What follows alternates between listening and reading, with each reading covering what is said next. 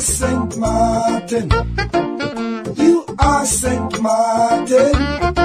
The URSM, the Unified Resilient Sint Maarten Movement, being a political movement, will be hosting a weekly radio program called You Are Sint Maarten, every Wednesday from 6 to 7 p.m. on the Radio Mix 94.7 FM. I myself, Dr. Messalina, the political leader of URSM, will be hosting this radio program in which current issues, actualities and general topics will be discussed with the people of Sint Maarten. So join us every Wednesday on Radio Mix 94.7 for our radio show You Are Sint Maarten. You are Sint Maarten.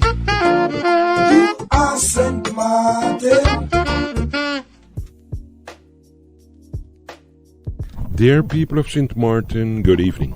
Welcome to your radio program You Are Sint Maarten on Radio Mix 94.7 FM. I myself, as you know, Dr. Messalina, will be your host in this radio program. As you know, I'm the surgeon serving the people of Sint Maarten since 1999 as a specialist in Sint Maarten Medical Center. And as of the 10th of October 2021, I'm, with others, the founder of the political movement URSM, and I'm also the political leader of this political movement. And we are going to contest the upcoming parliamentary elections, whenever that may be. The planning is in January 2024, but even if it's before January 2024, even if they put it in November or October, we from the URSM, we are ready for the upcoming elections. As you know, the URSM, the Unified Resilient Sint Maarten Movement, stands for putting the people and the country above self, and believe, of course, in educating and informing the people of this country. We strongly believe, as a group, as a movement, that there should always be a sound balance between economic growth and the welfare in our society. As you know, this program is presenting weekly a session in which current topics, community developments, and issues and general matters concerning the people of Sint Maarten are being discussed. Most of the time we have, of course, a special guest with us, and today that will be the same. And today we have the great honor to have a powerful lady in our midst that has proven herself already on a professional level, also as a citizen, of being a very committed lady, devoted with a great heart and a great passion for her country. In the name of Mrs. Veronica Webster Janssen. We know Mrs. Veronica as the ex-COO of the GEBE, and Mrs. Veronica is now the head of the Department of Statistics of the government of country Sint Maarten. We're going to call her a heavyweight, of course, in the professional sector of our community. Veronica, I'm honored to have a person like you in our radio program. Welcome with us today. Good evening, Doctor. Good evening, radio listeners. Thank you, Doc, for having me here today with you. Great. Veronica, as people know already, you are contesting the upcoming elections. And as a leader of the URSM, I can just participate to the people that I'm very blessed to have a person like you with a professional status and history that you have. You have proven to be a person of great value in the organization of the GEBE in the past. Unfortunately, you were too professional, too correct. You wanted too much in a correct way for the company. And unfortunately, it my contract was finished. I had 3 years contract, and then after that, yes. Yeah. But one thing we can say year. That once this contract finished and you were not there anymore, this GB became a totally different story than in the times that I knew the GB, that you were the COO of this organization. But anyway, I think the management board that was there at the time were very much, let's say, undervalued, and people noticed what we were doing after we left. Of course. And people talked to us, all three of us, about it since, they wish we were still there, or there were things that we did, projects that we put in place, you could see the amount of projects that have started since then are a lot less. So people always, when they meet me, they tell me that. But unfortunately, people didn't see what we were doing at the time. They are seeing it now, and I hope it says something about our character and my character in particular. Yes, of course.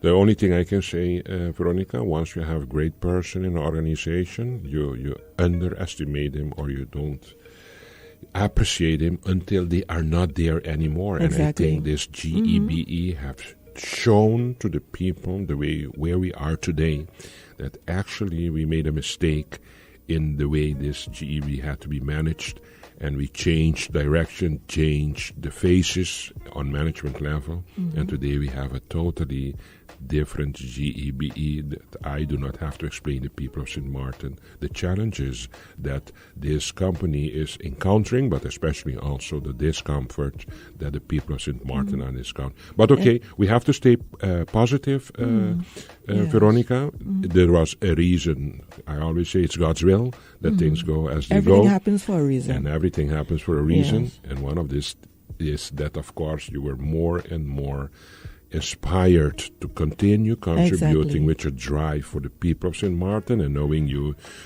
made your choice to join the URSM. And actually I have to say you were since the beginning with me when we were brainstorming about how we're going to do something great, offer the people of Sint Maarten something great.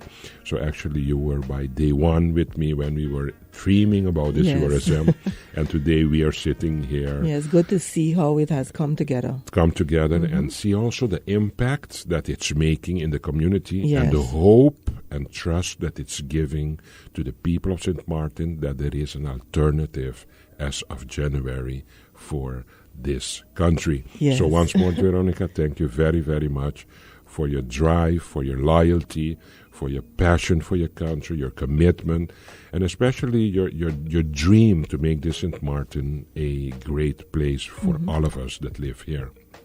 Veronica, you are, of course, a candidate on the URSM, and we are looking forward to the elections in January.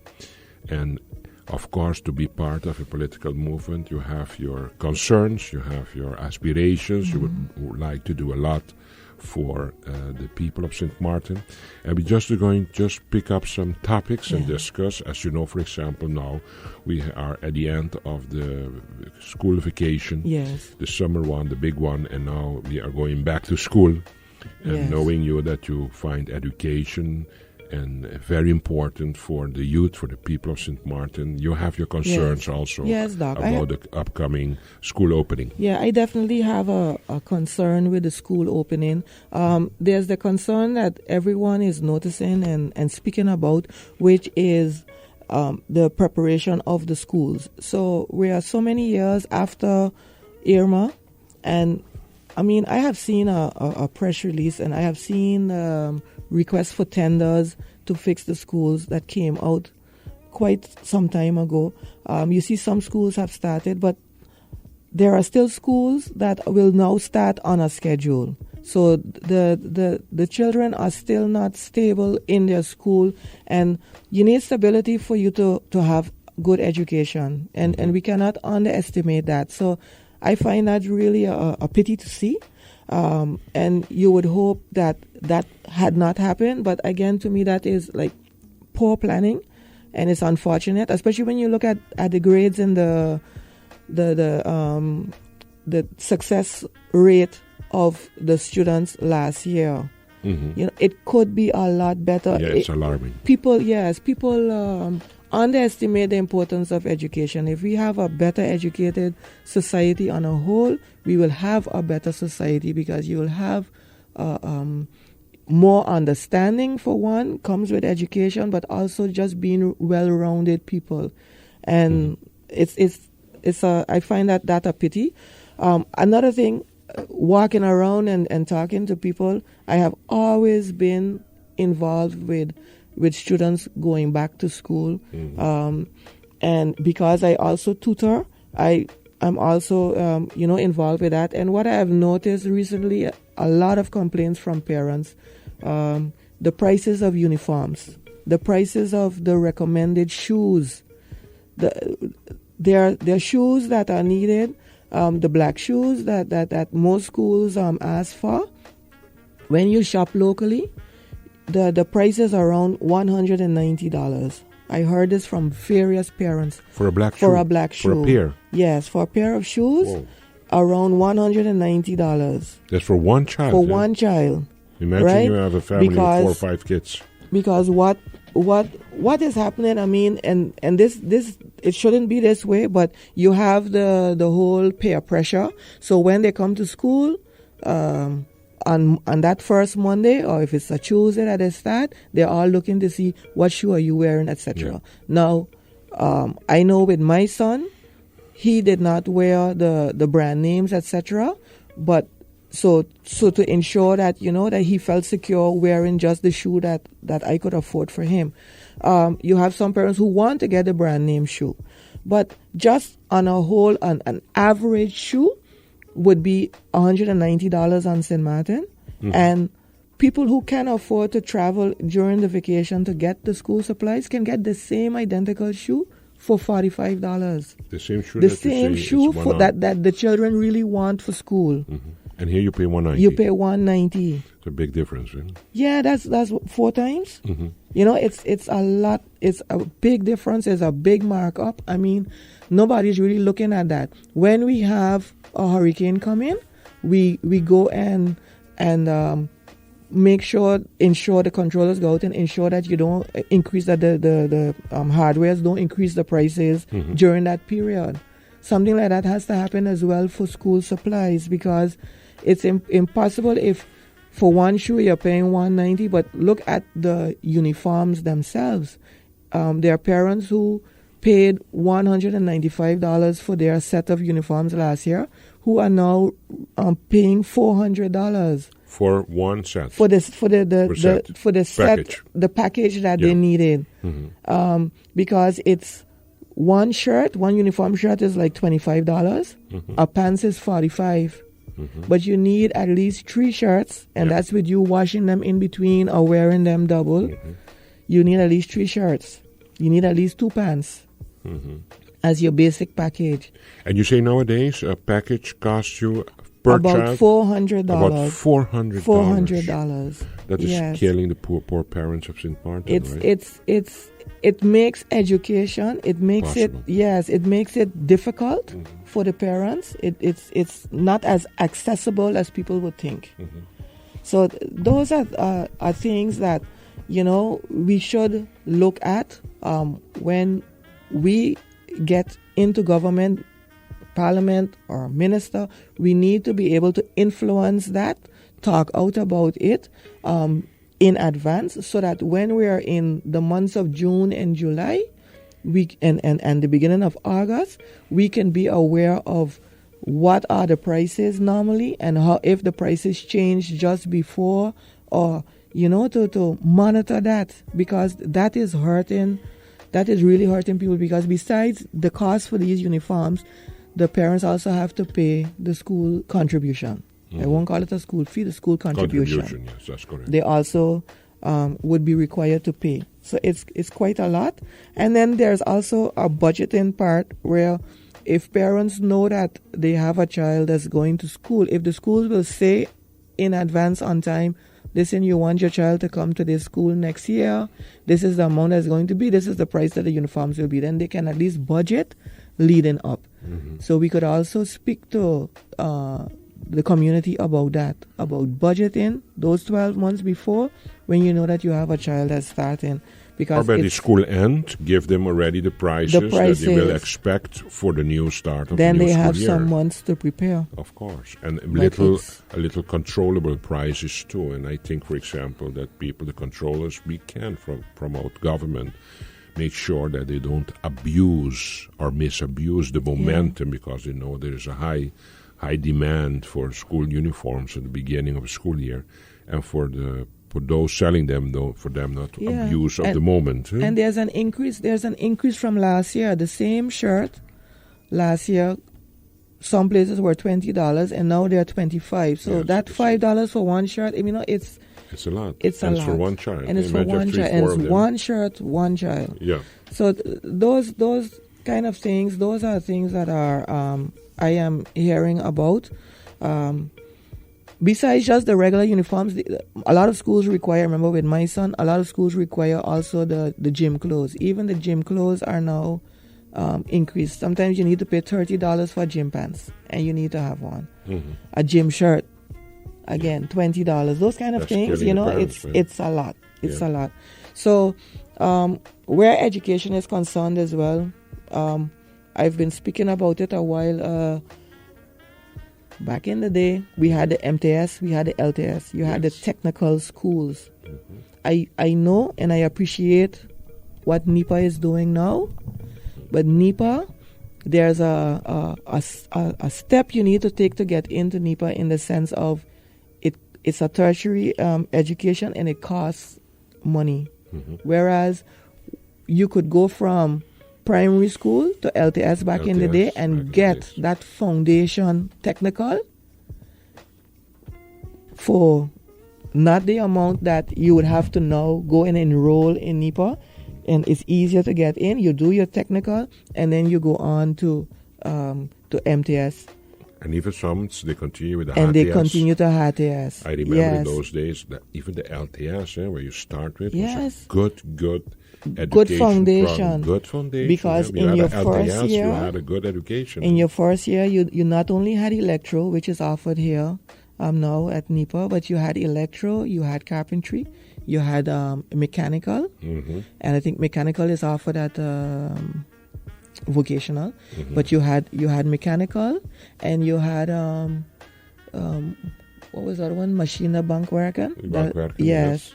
You had those. You had like 4 that you could choose from, because there are a lot of people who are not academically inclined. Yes. If I think back of my own brother, he would have never made it in this system.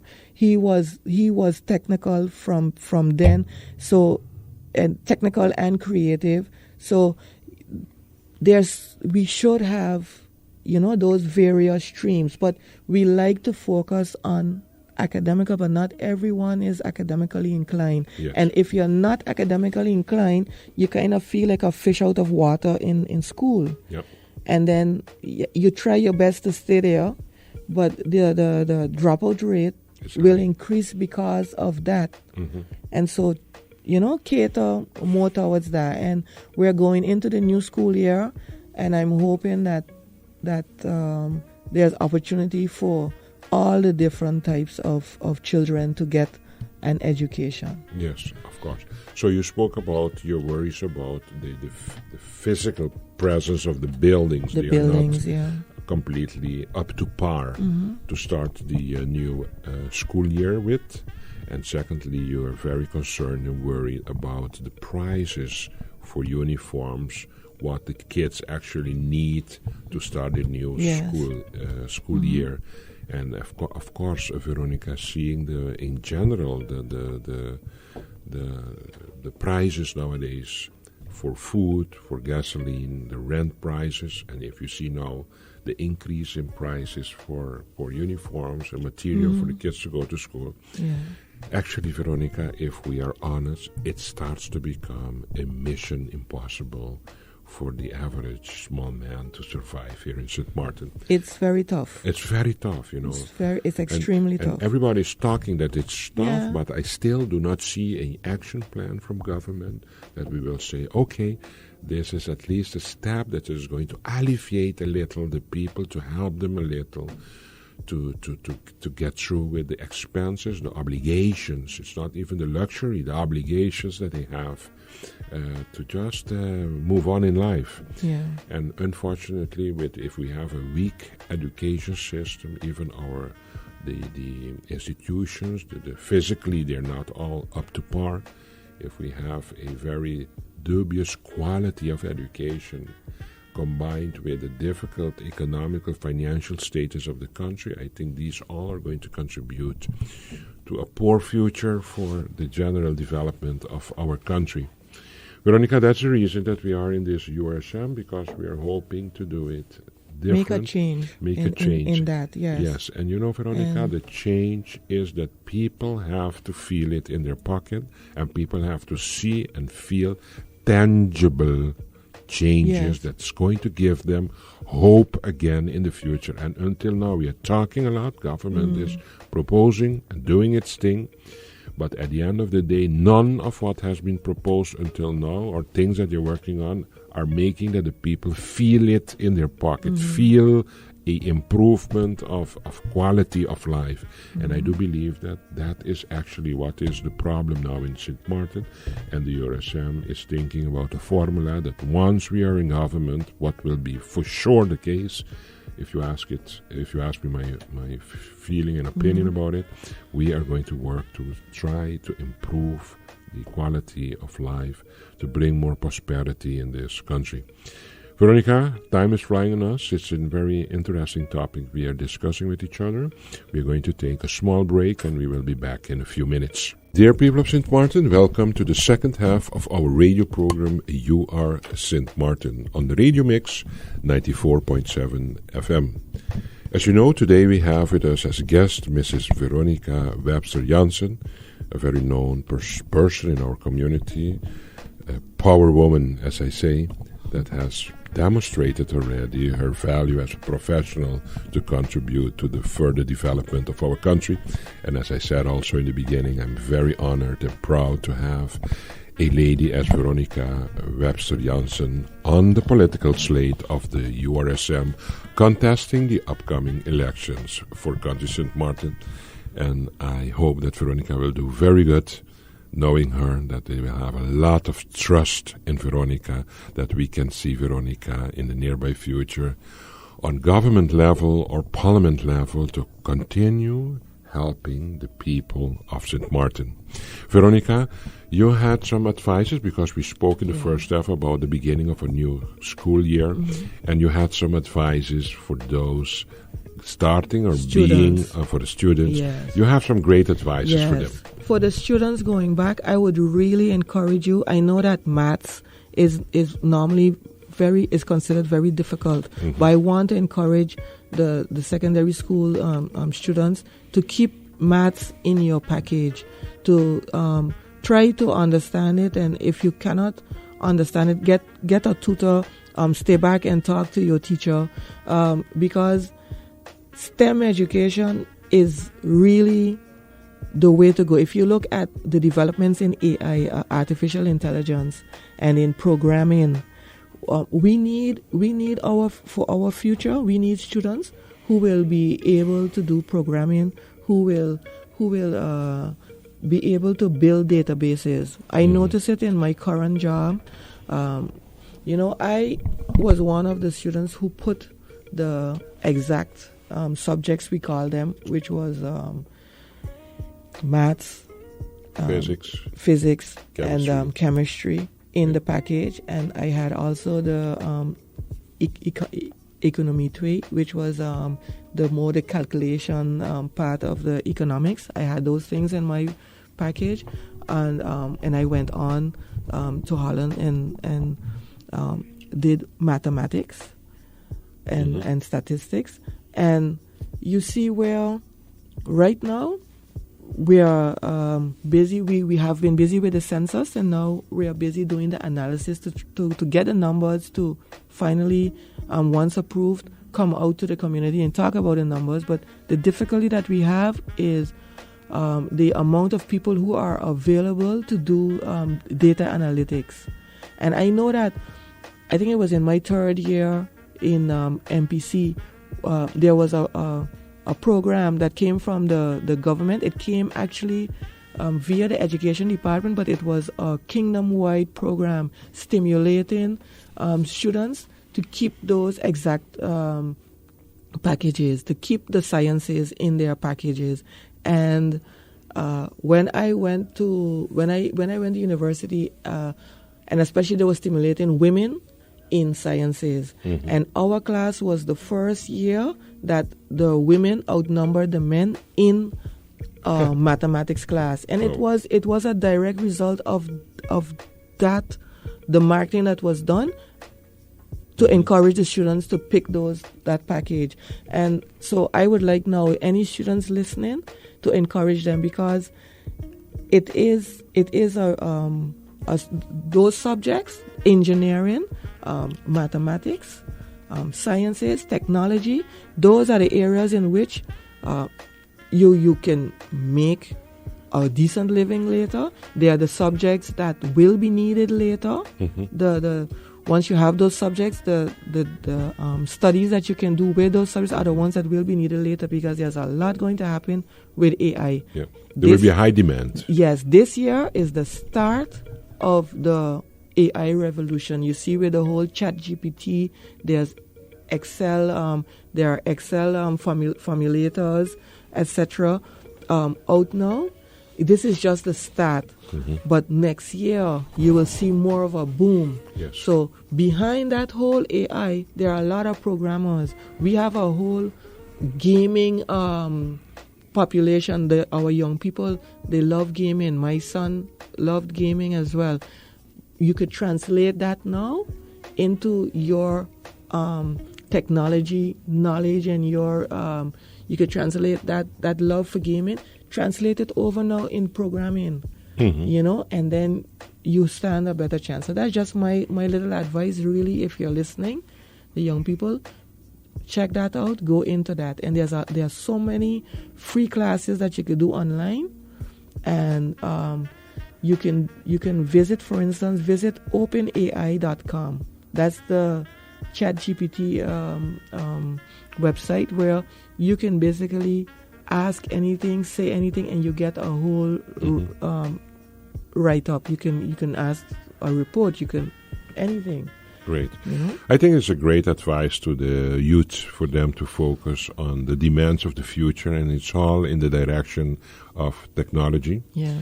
And next to that, Veronica, you had also an advice that we have to be very balanced in what we are offering in education, because not everybody has this academic call, and we still need other type of people formed in a way that is going to serve this community too. But in general, I have the feeling in Sint Maarten that in all direction, in our field, in all fields, there is a necessity for knowledgeable people on whatever level. And that is going to be the biggest challenge for the further evolution of our country, is because at the end of the day, we need a professional treasury on all levels. And without a professional, well-balanced, full treasury, we are not going to be able to push this country forward. So I think it's a great advice that you're giving the youth of Sint Maarten, for them to realize that there will be a high demand in the nearby future for technology, and that they should focus on that. To highlight another one as well that's undervalued, which is culture. Yes. You know, the culture and sports. But there are some people who are so gifted in culture, in the creative sector. Yes. You know, and we discourage them. Yes. We tell them, oh, go and be an accountant. No. My passion is dance. My passion is song. My passion is just designing, creating, industrial, creating in industry as well. Yes. You know? But you know, Veronica, there is a whole orange economy coming as a wave. And the ones that jump on that wave is going to be successful. Exactly. And we have to make sure that Sint Maarten is going to get a piece of the pie of the orange economy. But for us to make use of that, we will have to prepare our people also. Yes. For once this orange economy is demanding, we make sure we have the human resources for that. I would advise students, follow your heart. I know that, for instance, when I had to do my thesis for public administration, I thought that if I wrote about the elderly, that it would be too soft or easy, like an easy field. I thought, maybe I should do something on economics. I should do something broader and deeper. But my heart was then for the elderly. I had been taking care of my father for 12 years, and I decided, no, I want to write about growing old in country Sint Maarten. This was back in 2008. And so I did my whole thesis and a research paper on the elderly, and it ended up being very well received. I think I got a 86 or something like that. But the response when it was submitted to the school in the Netherlands, the response was like overwhelming. In this is what we needed. This kind of research. So pick something that is dear to your heart, not something that your parents are telling you to do necessarily. I mean, listen to your parents too, because I want my son to listen to me as well. Yeah, I want my son to listen to me as well. But sometimes you know what your strength is and what your passion is. So, not because it might be in the creative world. No, once it's your passion, you can make it work and you can make money from it later, to support yourself. So. The moral of the story is follow your heart. Follow your heart. That's Great. what I want to tell students. Veronica, you had a few more concerns for the youth also. Yeah. And that is, for example, what is Country Sint Maarten doing, offering the youth on the field of sport? Yes. Veronica, because we have raw us. talent. We have raw course. talent in Sint Maarten. I had the pleasure to watch the cricket match online recently, where our own Casey Carty, he's a member of the West Indies cricket team, and he played. And I mean, I was so proud. I could see he did he had a tremendous save out in the field. He brought in the winning run, you know, and we don't talk about that. We don't know that we have that kind of caliber on the island. I mean, we know, but I mean, you don't hear it. Something like that should have been in the newspaper. Exactly, we don't appreciate it. That's the thing, and we would like to see more of that. Right now we have the World Championship in cycling in Glasgow, Scotland. That's coming up. We have two Sint Maarteners there. Two people from Sint Maarten. One is actually representing Haiti because I guess that's his nationality, but he lives on Sint Maarten. He has been competing here on Sint Maarten, which is Wilson Sanon. Yep. And then we have Miss Erato, also a cyclist, who is also competing there in the female category. And actually, we as a nation should help these kids to put them on the international platform, because it's going to expose our country too. It's the world stage. And we just saw the swimmers for the World Championship. That was a disappointment, right? Yes, that was a real disappointment that they couldn't go. Yes. But with a motivated government, with a motivated sports department, you should think these are the things that we really have to stand behind to push and promote sport for the kids of Sint Maarten. If we don't do this, Veronica, what more can we expect? Because these people are role models for the ones coming behind. Of course. But if we see our sports facilities, I must hammer on our sports facilities. I know I speak every time on our sports facilities. I would like to see, at least since 2017, I would like to see some of them come back. In some neighborhoods, other buildings have replaced where sports facilities were. In other neighborhoods, there is nothing. There still is some land available. I mean, where the former Prince William Alexander School was. Yes. We can do something. We can put a school there, but we could also put sport activity there. Of course. There's something that we have been talking about since I used to be the advisor to the commissioner who was responsible for sport, and I actually wrote the sports policy for the island back then. This was in 2008. But back then we were looking at where can we put an Olympic-sized swimming pool. Yeah. St. Maarten has raw talent in swimming.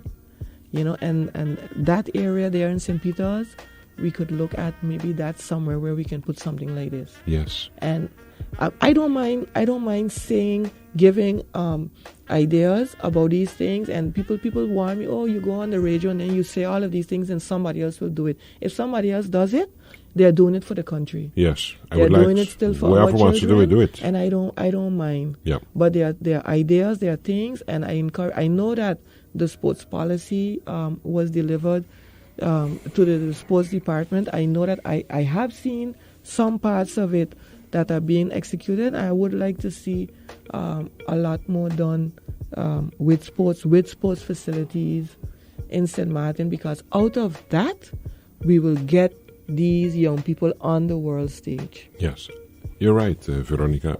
Veronica, it's a true reality of Sint Maarten that our sports facility is our biggest challenge at this particular moment. And as you said, we have to have a very balanced spread of sport facilities in country Sint Maarten.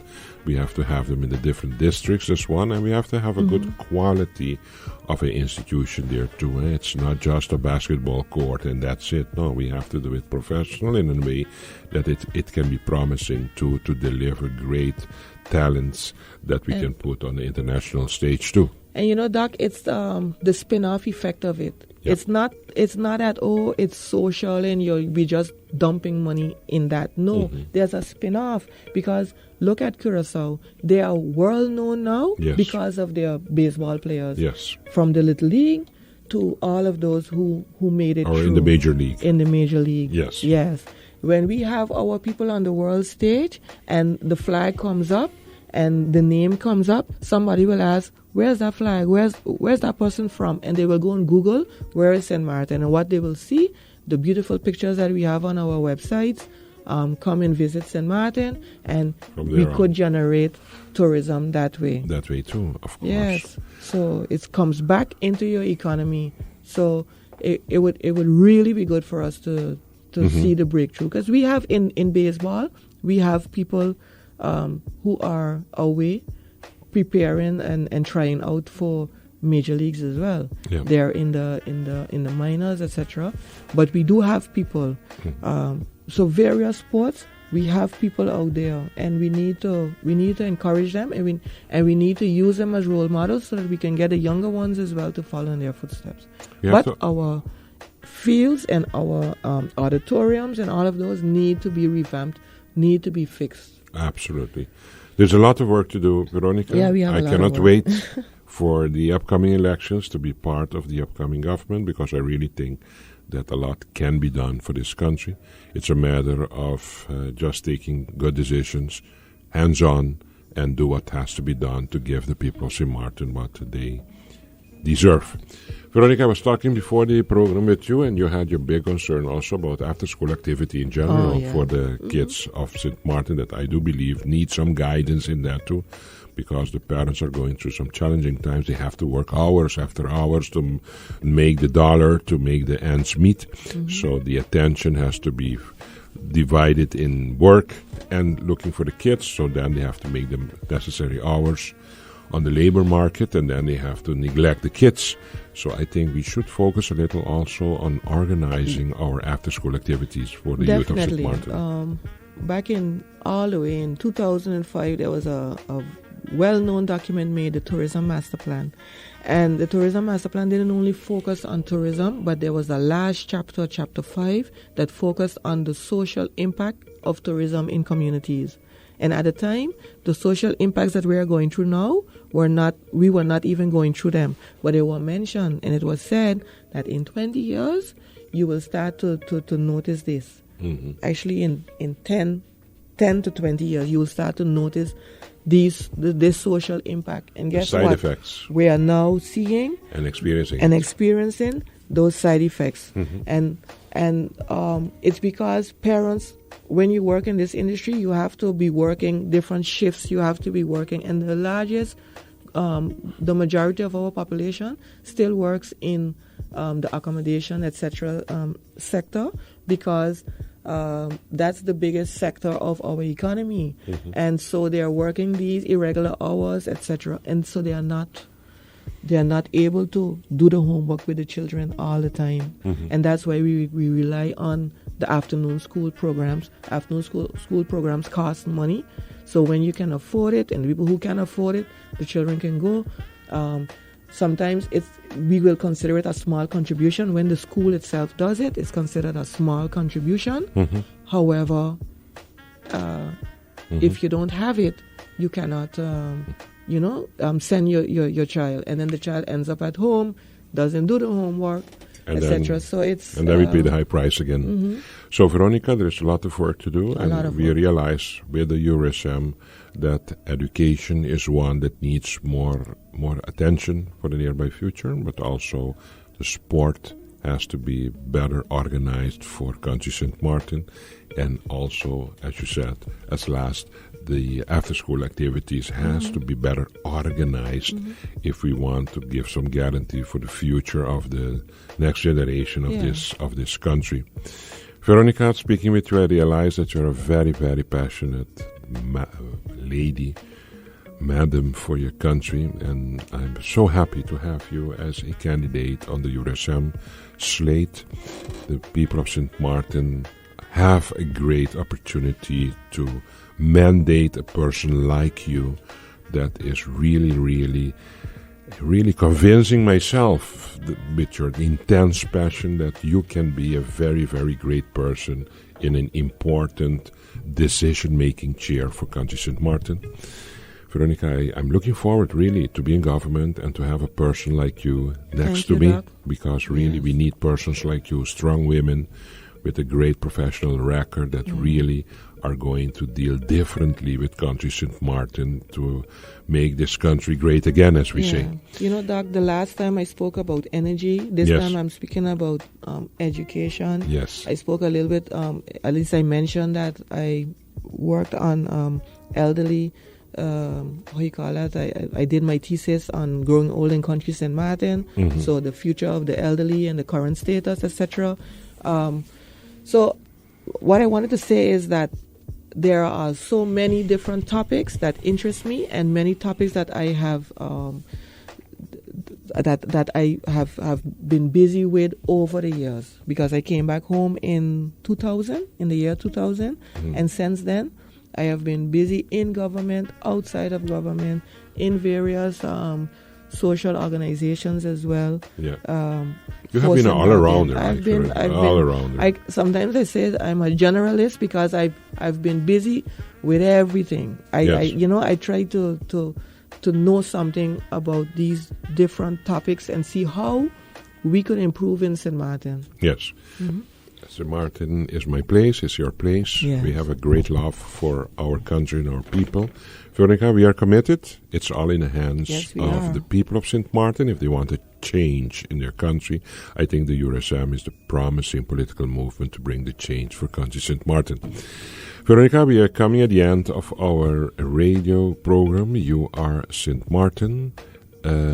Once more, I want to thank you for the time that you took out to be with us in this radio program. Before we close off, Veronica, I would like to give you the floor for you to express whatever you want to say to the people of Sint Maarten before we come to an ending of this program of today. Thank you, Doc. What I would like to say is to the people is that I would like them to know that there is an alternative party. If you don't like what you have seen in the past 4 years, if you cannot pinpoint what has been done, and you would like to see a change, you would like a party of hardworking people with a track record, then there is an alternative. There is URSM, and follow us, and on voting day, vote URSM. And I would like you to consider me and vote for me. And consider me means consider Veronica Webster Janssen. Webster, yes. Really, people, I'm the leader of this political party, but if there is a great person on this list for you to embark on with your trust, I think Veronica Webster Janssen will be a great, great, great alternative and solution for Country Sint Maarten. So I encourage you to consider her candidacy when you're going to vote on that specific day. Veronica, once more, thank you very, very much. It was an honor and a pleasure. And ladies and gentlemen, thank you for being with us in this radio program. And I'm looking forward to have you back next week, Wednesday, from 6 to 7 p.m. on Radio Mix 94.7 FM. Wishing you a pleasant evening.